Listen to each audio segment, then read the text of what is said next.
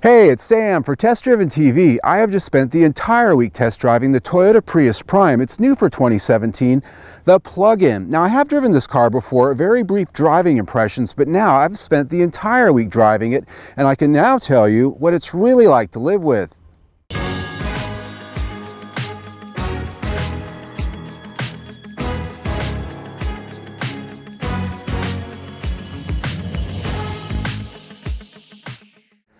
Right up front here, I have to admit, I really like the way this car looks so much better than the Prius liftback. Now, I'm not picking on the liftback. I'm just saying I like this better. It really has a completely different front end, as you can see here. It's got different headlights, a different lower front fascia, a different grille design. The hood here is completely unique as well. It actually wraps over the side, and as you can see, the headlight dives into that line. Pretty tidy, I think. Now, these headlights, standard LED headlights across the entire line of Primes. Down here on the lower fascia, you have a very vertical driving light design with LED light ups. It's actually very reminiscent of the Toyota Mirai, and I think obviously better looking.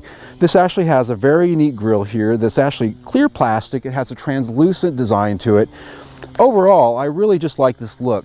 Better than the Prius liftback. I just think it's a little bit more upscale. Now, wheels on this car are 15-inch alloys across the board, different variations. Here we've actually got an optional alloy wheel that's a little bit of a dealer accessory. Looks very nice, but you can tell we're going a little bit more economical here instead of handling with big wheels and low-profile tires.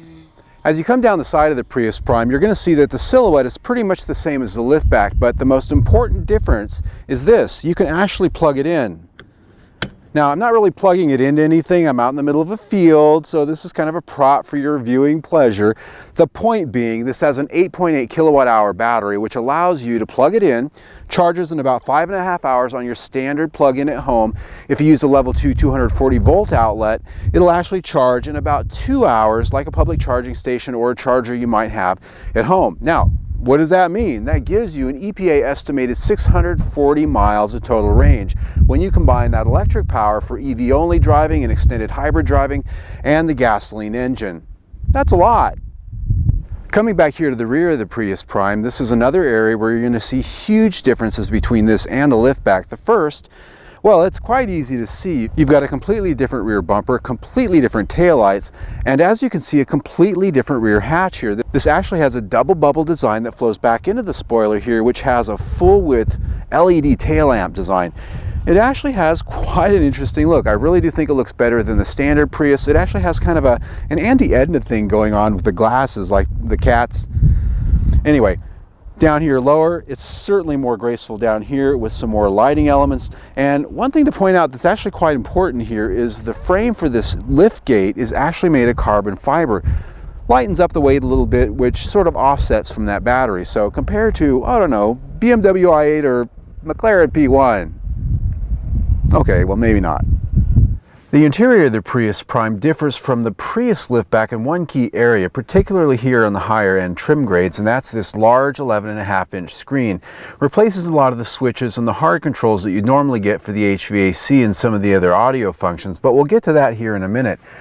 Black and white in here, it's very futuristic to look at, very much like, oh, I don't know, Star Wars, Battlestar Galactica, that's what's coming to mind here. Few of the things that came with the new Prius: you've got dual screens up here in the instrument cluster area. They're both customizable, so you can choose what you want to see there. So there's nothing directly ahead of you. There's not your traditional instrument cluster right in front of the steering wheel. It's over there in the center. The materials in here are of very high quality, I think, for this price range, and even for a couple ticks above. Soft touch virtually everywhere you go, and it's put together very well. You've got a center console down here. One thing I like about it is this one has a Qi wireless phone charger, and you can set your phone right there, and even when you don't have the charger, that's a nice place for your phone. Easy to reach. You can actually see when it lights up, see what's going on, and you can charge it on the go if your phone's compatible. Cup holders here in the center, and this armrest does have a nice feel, and that gets into the seating. These seats are very comfortable. On this advanced model, I have a power seat here, and this over here is manual, but it's pretty well adjustable. The one thing I did find is that it took me a while to find a comfortable place in here. Once I did, I'm good. This does tilt and telescope, but it is a manual adjustment. The seating position here, just the same as you find in a Prius liftback. There's great visibility out. You do have quite a bit of dash out in front of you. And on this one, it does have the HUD, the head-up display, kind of like Top Gun. I'm referencing 80s movies again. The back seat space back here is actually reasonably good for a person my size. I'm about 5'8", 5'9". If I were a few inches taller, I'd start having trouble though, because I've only got about an inch or two above my head. If I got into the close to 6 foot range, I probably wouldn't be able to sit back here. The good news is the seat height, actually a little bit more than you might expect in a compact car. Therefore, my knees aren't perched up. There is plenty of leg room back here, and these seats up here are about halfway forward, halfway back. Now, one of the trade-offs for the fact that this is a plug-in hybrid and it has a very big heavy battery back in the back, the engineers couldn't allow this to be a full 5-passenger car. So you've got 2 seating back here, 1, 2. You've got a center console. There is storage down here, but the armrest itself really isn't high enough to be for, well, an armrest. Now these seats, they do fold down in a 60-40 split, and the thing you're going to really notice about the cargo area back there is the fact that because that big battery's back there, it's about 2 to 3 inches taller. So that does cut into cargo area, and when these seats are folded down, you don't have a completely level load floor. As you can see, there's a little bit of a hump that goes up there into the back. So if you're looking for something really large and wide to put, say, a pet carrier or something like that back there, not really going to be such a great place for it. One more trade-off, because this is a plug-in hybrid, is there's no place for a spare tire. That's where the battery is. So instead of that, you've got an emergency inflator back there, which is fine for leaks in your tire or maybe you get a nail. But if you tear a tire open on a curb or something like that, you're getting a tow truck. Overall, I'm pretty pleased with this interior, with a few exceptions, that being that this futuristic design, good as it looks, it does have an impact on ergonomics. Not all the controls are laid out exactly where you'd find them. The seat heaters, for instance, kind of hide down here. The materials, though, are very good, and storage is reasonably good, though could be better. So interior comes in at 4 out of 5 stars. The base grade Prius Prime Plus comes with the standard infotainment and controls that you find in the basic Prius liftback models. But if you get the premium or the advanced like I have here, this has a portrait style 11.6-inch display. A complete touchscreen here that houses virtually everything, almost all the controls, save for a few controls on the side like your volume and your temperature. But your HVAC controls, all your navigation, everything is housed within this big display. And it has a rotational sort of finger swipe control here where you can navigate yourself to the different areas where you might want to be. Now, first off, the sound quality. This is the top-end JBL sound system, so it's actually pretty good, better than some JBL systems I find in other Toyota vehicles. And it's your only choice for the top end, so it has to be good, right? The one thing I will complain about is visibility. Even though there's a lot of screen here, and when you get into dusk and nighttime, it's really awesome, but during the daytime, this sort of satin finish it has on it really has a lot of glare, and it actually makes it quite difficult to see the controls when you're driving around when the sun hits it from different angles or even other reflections. Aside those few complaints, I think they've done a pretty good job here integrating as much as possible into one big touch screen. So infotainment comes in at 4 out of 5 stars. What's under the hood of the Prius Prime is identical to that of the Prius liftback. That's a 1.8-liter Atkinson Cycle 4-cylinder with Toyota's hybrid Synergy drive, which is a CVT, continuously variable transmission, and 2 electric motors. Here, it's rated at 121 total system horsepower. The big difference here is that battery in the back, which gives it 133 mpge according to the EPA, and an EPA-rated 55 mpg. So right now we're completely under electric power, and that's the first thing I want to talk about, because this is a plug-in hybrid. This actually allows you to use it entirely as an electric car for as long as the battery has range for. And helping with that is a mode switch down here where you can switch it from EV mode to hybrid mode. So on EV mode, if you've got the power, it'll run completely on electricity like we're doing right now. If you want hybrid mode, gas engine and electricity, you can choose that. It'll save your battery power reserve for a little bit later down the road when you're in a place and a time when it's best to use it. Typically, driving around in town, stop and go traffic is the most efficient place to use electric power. On the freeway, on a highway, well, that's where you want to have hybrid. That's where you want to have the gas engine powering you along. Now, if you don't want to have to make all those choices and think about it, you just put it on EV Auto and the computer will automatically choose when the best time to use electric power versus hybrid. That's your best option. So there's a number of ways you can handle this. Right now I've got plenty of battery reserve because I've been plugging this in and really using that, and the electric power alone is plenty to move this car. Now, they don't quote what the horsepower is for electric power, but doing some math with the specs, I was able to determine that it's right around 100 horsepower, so not quite as much power as you're going to get with the gas engine and the electric motor together in full hybrid mode. One thing that helps this, and one thing that is different powertrain-wise from the Prius liftback, is the fact that this uses both electric motors to power you when you're going down the road, when you really ask for power. And it works pretty well. I'm getting full electric power now going up this hill, and it's not exactly fast, but it certainly isn't gutless by any means. So I'm not disappointed at all in that way. Now what I am going to do is switch it over to hybrid mode, and immediately the gas engine comes on, because now I'm saving my electric reserve for a little bit later. It is using it in hybrid mode, but not to the extent it would in EV mode. And so here what I get is full power from the gas engine. You can hear it now.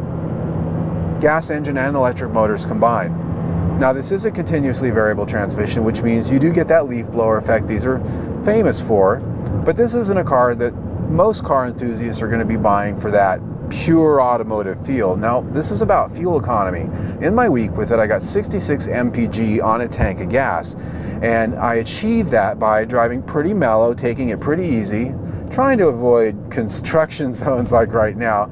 But nonetheless, I was able to achieve it pretty easily. So 66 mpg, and that was plugging it in every night and using the electric power, most of the time choosing when to use it, other times putting it on EV auto.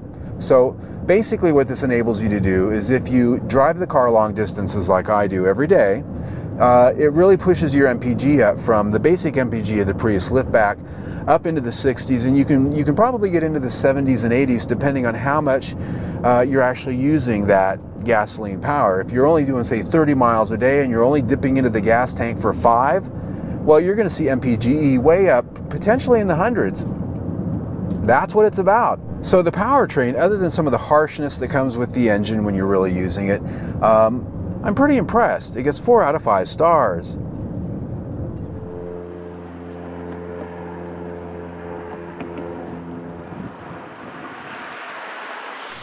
When it comes to handling, this drives virtually identical to the Prius liftback, which for this new generation does drive a lot better than the old one.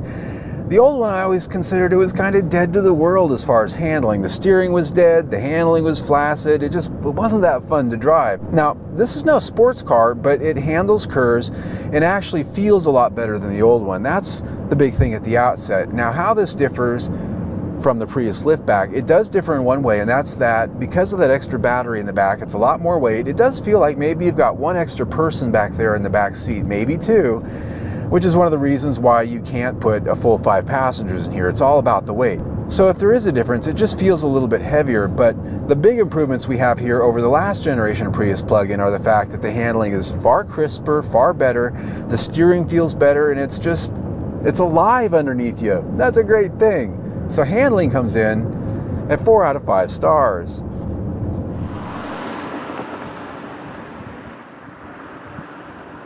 When it comes to scoring quality, this is actually manufactured in Japan, so as most people would expect, the fit and finish and the quality is very good. And that goes to the paint finish, which is almost flawless. Very good body fit and alignment, especially here with all these compound curves and artistic touches. It's really easy to screw things up, and they didn't. Inside, I think the materials are very good for this price range. It was just very hard to find any fault here, so quality score comes in at 5 out of 5 stars. On the matter of safety, I don't use it for my scoring, but it's very important to me, and I know it's important to a lot of buyers out there. This is actually an IIHS Top Safety Pick Plus, according to their testing. Now, they've only tested the Prius liftback, but structurally and design-wise, this car is identical, save for the extra weight in the back. So even though this hasn't been tested officially, you can really sort of look to that Prius liftback score for a lot of what you get here with the crash test. And of course, that's good across the board. And it gets Top Safety Pick Plus because it does offer advanced crash safety systems. All right, friends, let's wrap it up for the Prius Prime. Now, looking at the specs here, you can see this one, we're right around $36,000.